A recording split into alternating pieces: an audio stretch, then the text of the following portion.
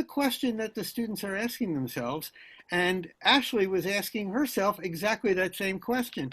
And she created a wonderful website program. I'm not sure what you call it, but it's called Career in STEM. And it's turning your interests into a career. STEM Career Exploration 101. It's not STEM or science for the sake of STEM or science. It actually has an impact on your life. Ashley, the platform is yours. Yes. Well, first of all, Robert and Aaron, awesome job. It will definitely be a tough act to follow. You guys did great. And I think that exemplifies everything that I'm trying to accomplish with Career in STEM. I was a middle and high school science teacher here in Hartford, Connecticut.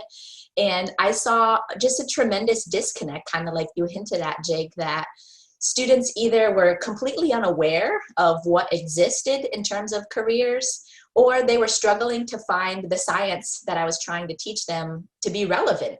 And as a young teacher, I got asked all the time, like every good teacher does, why do I need to know this, miss? Why is this important? And that's, I think, such a powerful characteristic of Generation Z and the upcoming generations, is that they want to know why. And it's not because it's disrespectful or subordinate, it's because they want to make it better. They really have a desire to improve the outcomes of the world. And if we can harness that power that's in every one of their minds and transform it and help steer it towards a career, the world will be such a better place. So that's my mission. I have a little couple slides to show and just share my screen if that's all right. Just let me know, make sure you can see everything. You can see or no? You have to press the green button at the bottom. It says share screen. Share screen, gotcha. All right, I should be. Ah, we see your screen. Okay, perfect. So let's make it a little bit bigger here. So yes, Career in STEM is actually my invention. So like I said, I was a teacher. I couldn't answer that question of why my students needed to know this. I always loved science, so to me, it was kind of inherent. Of course you need to know it because it's cool. Who doesn't think science is cool? But not everybody initially out of the womb does think it's cool, and that's okay. So for me, I invented Career in STEM, which I'll show you all a little bit of a preview of, because it didn't exist and I couldn't answer my students' question of why they needed to know this. So ultimately what I ended up doing was revamp my entire curriculum. So I still taught the same thing, but I taught it through the lens of a STEM career. So to me, the best invention is solving a problem that you care about.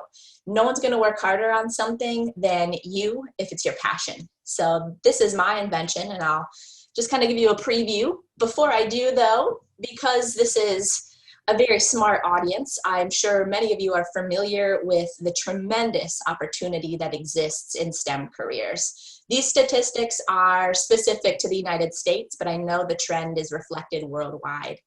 There will be 3.5 million new jobs in STEM in the next 5 years. STEM professionals earn double the average of what non-STEM professionals make. And there's a mass help wanted need. There's over 2 million jobs going unfilled every year. I'm a part of a lot of different committees, workforce groups, and I hear so many times that we have more available jobs than we can fill. And that's just causing companies to do some awesome things for job seekers. They're doing tuition reimbursement, relocation assistance. They'll pay for your degree if you'll just go work for them, and they'll guarantee you a job when you're done with your degree. So there's so much opportunity, and the more you're aware of what's out there, the better it's going to be for your life. So that's why, my little why, STEM careers are important. And also, this is really the ideal time. I know the world of distance learning came upon the whole world very quickly. It was a very crazy awakening. All of us became homeschool parents, myself included, overnight, literally. So despite the challenges, I know there are many, I'm going through them myself, but despite the challenges, there are two really awesome bonuses of what's going on now. Number one is all students have time for creativity, for innovation, for invention. That's not something that every kid gets time for in the normal day-to-day classroom. And secondly, you can connect your passions to careers instantaneously. I was a teacher, so often the bell would ring and you go on to your next class. And for kids who were really interested, if I was lucky, I could say, hey, here, check out this website. But oftentimes that I just didn't have time for that. So now we're all online anyway. Literally, Google is a click away. If you found something that you're interested in your distance learning lesson, Google it, find a career that connects, take that first step. So despite the obstacles, there's just a tremendous opportunity to explore your passions and connect those to careers. So for me, that's really the whole goal of this presentation, is to just give you a few ideas of how to do that. So in my personal life, I have a 4-year-old and a 6-year-old. And even at that young age, I work to help them define their interests and connect them to careers. So for example, my daughter, she loves to build with blocks. So one day I saw her building and I was just like, oh, Mila, that's some really cool civil engineering that you've got going on there. So it doesn't have to be fancy. I didn't plan this elaborate lesson around it. I just named the fact that there was a career related to what she was already showing an interest in doing, building with blocks. So for any parents and educators listening, that would be my number one takeaway point for you, is just name a career that relates to what you already see your student being interested in. So you might be saying, well, I don't really know what careers are out there. There's lots of helpful resources to help. So there's My Next Step, there's ONET, and then there's my own website. Regardless of what resource you're using, I'll show you 2 different ways that you can do so. To me, tip 1 is just, it's so important to at least provide a starting point. And I'll show you what I mean in both teachers, educators, parents, and for students. So this is my tool that I've put together. I'll just show you one quick one. You can still see my screen, right? Okay. So a starting point is just a place, a launch pad, so to speak. So say you created something, one of the talks I saw last night, a boy had created something related to water and cleaning water. So he could say, the first step would be to define what about that project he really liked. Was it the environmental piece? Was it the engineering piece? Was it the making piece? Was it the electronics piece? So once you've found something that you're interested in, dissect it, or help your students to dissect it to figure out what about it they actually liked. So say that student really enjoyed the environmental piece. Then they could learn more about careers in environmental sciences, and exploring is just the first step. I myself always loved animals. I didn't know other careers existed, so I just figured, oh, I'll just be a vet, because that's all I knew that you could do with a career, with an interest in animals. I never knew there were literally hundreds of different careers that related to animals. So for me, a starting point is so, so, so important. And the younger, the better. So students, dissect, take it down of what you liked about it, and research careers that relate to that interest. Parents and educators, it's the same. Say you're teaching a lesson, I'll show you the alphabetical page this time. Say you're teaching a lesson about physical science. Maybe it was a phase change lab. Physical science, I could just look through, what kind of relates to physical science? Oh, physicist, okay. So now I can have a starting point to deliver my lesson through the lens. Okay, class, today we're gonna be physicists, and we're gonna explore conduction, convection, and radiation. So just naming a career that relates to what you were already going to teach, or something that you're already interested in. So this is just the resources that I've put together, but regardless of what resource you're using, to me, it's still the same process. So back to that, that's that. So I guess my summary would just be, dissect what about your invention you really liked, what was the most passionate and exciting part for you. And then as parents and educators, do what you are already going to do, but deliver it through the lens of a STEM career. Hey, Ashley, Robert, or Aaron, one of them sent a question in for you, and they want to know, can you search it on Google? Yep, so you can go to careerinstem.com. The website is set up mostly for teachers, but there's this one right here, careerinstem.com/free. that has some helpful resources for kids as well, like articles, some career pages to get started with. Ashley, you showed what's on your website, but you went through it real quickly. Is it possible you could show one of those shadowing videos? I think they're all fascinating. Yep, so let me go back here.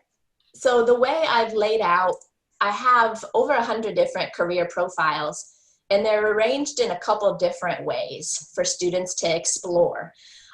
So for example, this one has been popular, which is the salary page. And this is something that I'm passionate about, so I'll just use this platform to spread my thought, is that there's a lot of great jobs out there that also don't require college too. So I think college is great. It's not always for everybody. And there are very good jobs that only require a high school degree or associate's degree. So yes, back to your question, Jake. All the 100+ career pages that I've assembled are put together in a similar way. What I've seen in the existing resources that are out there for career exploration, I taught mostly 9th grade, and I couldn't get my kids engaged. They didn't think it was cool enough to want to use on their own. A lot of it's very text heavy. And as we know, students, and really ourselves in general, are very visual. So everything I've created is very visual. All of the virtual job shadows show people doing the job. That was another barrier that I ran into as an educator. There's a lot out there, but a lot of it is just people talking about their job. And to me, that wasn't very helpful. It's one thing to hear about it, but it's a completely new thing to see it.